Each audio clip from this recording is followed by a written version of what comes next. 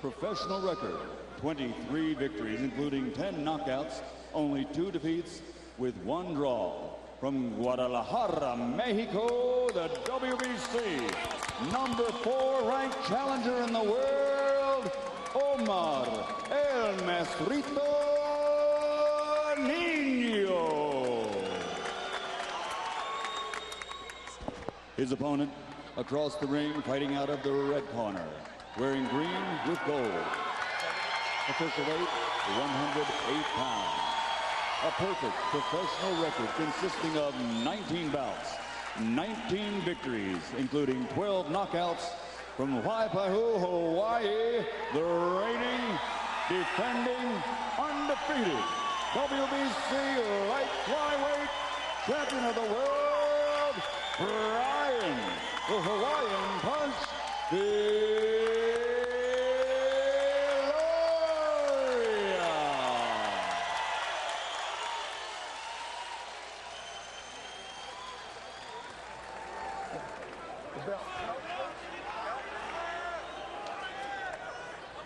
Okay, ring center.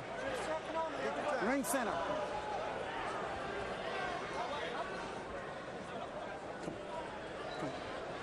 Okay, gentlemen, trunk line. Punches thrown in the upper half of the trunk line on both sides will be considered a clean punch. Anything below, I will call it. Now, gentlemen, we went over the rules in the dressing room. I want to caution you to protect yourself at all times, keep the fight clean, and what I say you must obey. Good luck, touch gloves, touch up. Kenny Bayless with the final instructions. Brian Viloria, his family of Filipino descent. In fact, he lived for a time after he was born with his grandparents in the Philippines while his parents forged out a life in the United States. After he won the championship, he visited his grandfather, Oscar, who taught him boxing, on his deathbed, and has become a celebrity in the Philippines, Wally, and he has developed not only a market in the United States, but a fan base in the Philippines as well.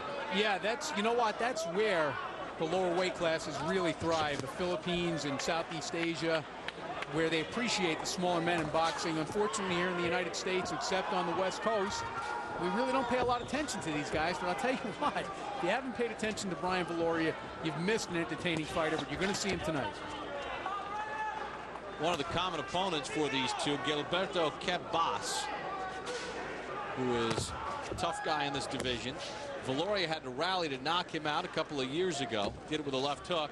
Nino, back in 1998, early in his career, was knocked out in the 5th round by Quebas.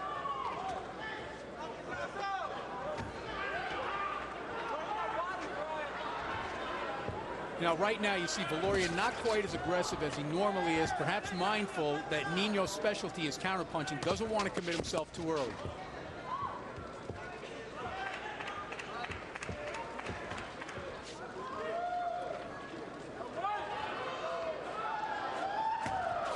You can see that Nino is just sitting back, waiting for Viloria to do something so he can time it and react.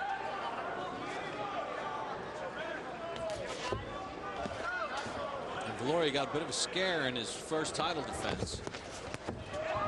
Feet got tied up there.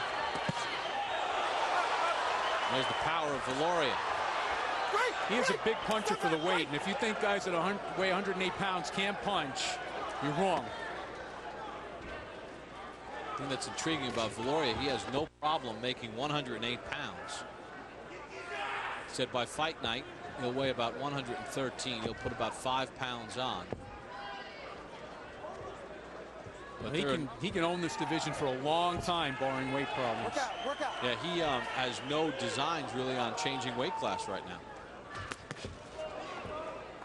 Well, in the open, we mentioned, you know, his possible showdown with the Japanese sensation Koki Kameda, who is extremely popular in Japan.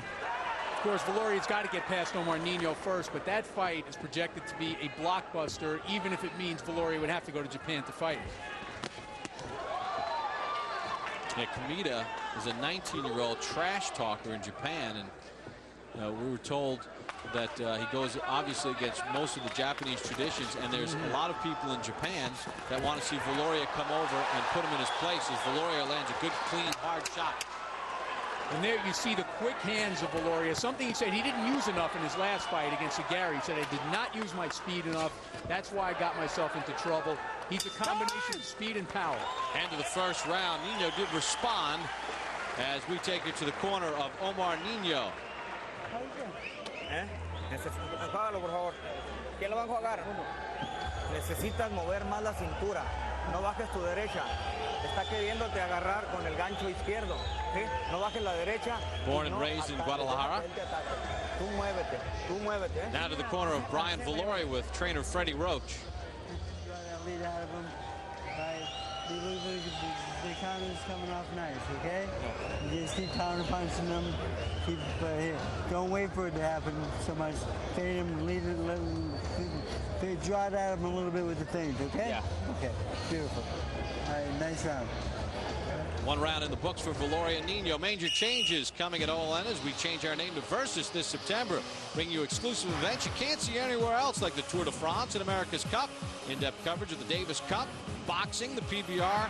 It's the only place to find weekly national coverage of the NHL. Coming September the 25th, OLN becomes Versus. And it's Brian Viloria versus Omar Nino. I knew you were going to say that. It's easy. That was so good. I'll tell you what, Nino did not come in here to roll over. You know the way boxing politics works. He's a number 10 contender, maybe a number 13 contender in the WBC. But Viloria did not have to take his mandatory yet, had the right to pick an opponent. They chose Omar Nino, but clearly this is not the kind of guy that just come in and blow out. He looks like he's a good, solid, schooled fighter, and there's something about his style that is giving Viloria some pause right now. I think he's actually concerned about being countered. In the first round, Nino was busier than Viloria. He threw 24 more punches. Viloria landed 11 of 30, but 8 of his 11 connects came in that final minute of the first round. Well, we heard Freddie Roach in the corner of Brian Viloria telling him don't wait for him, because Viloria is kind of waiting for him. The thing to do with a counterpuncher, conventional wisdom says make him lead, because that's not what he wants to do. Freddie Roach is saying don't wait for him to lead, just go after him. Nino has been stopped twice. I mentioned Gilberto kept Boss back in 1998, early in Nino's career. In 2004 in Mexico, undefeated Mexican prospect Alberto Rosas stopped him in the 9th round. Rosas now 25-0.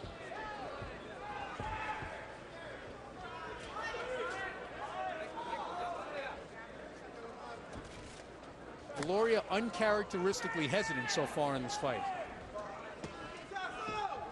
Showing very healthy respect for Omar Nino's ability to counterpunch.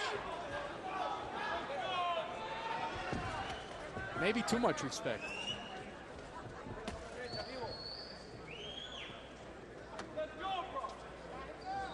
Viloria and Freddie Roach told us in watching the film that they felt Nino was a little bit awkward.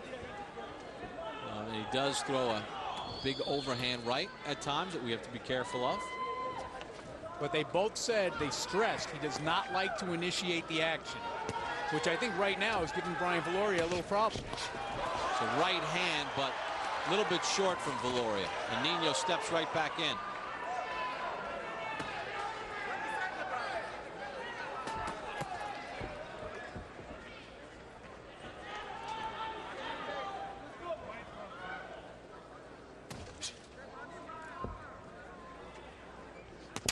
Work our way toward the end of round number 2.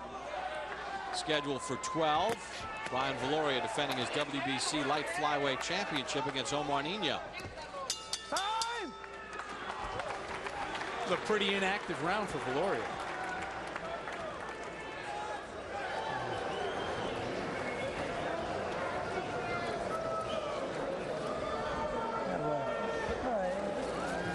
No shots there. Just get a little more aggressive with him. See what happens up there, okay? All right. Now, the jab, he brings that back really low. Yeah. Okay. Look over the top of his head with the right hand, okay? All right. Let's go to him a little more combinations, all right? Yeah. Let's back him up this round and see what happens, okay? All right. Let's put a little more pressure on him, a little more combinations, all right? Okay. All right. Doesn't look like he has too much firepower, okay?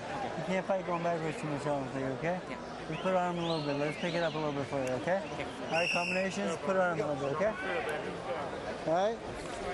You hear Freddie Roach wants more pressure from Viloria. Here's some of the action in round 2. You see a pretty good counter left there by Viloria. Kind of glanced off the top of the head. That one also a little bit short. None of them really solid punches, but he's trying. You heard Freddie Roach, who's an outstanding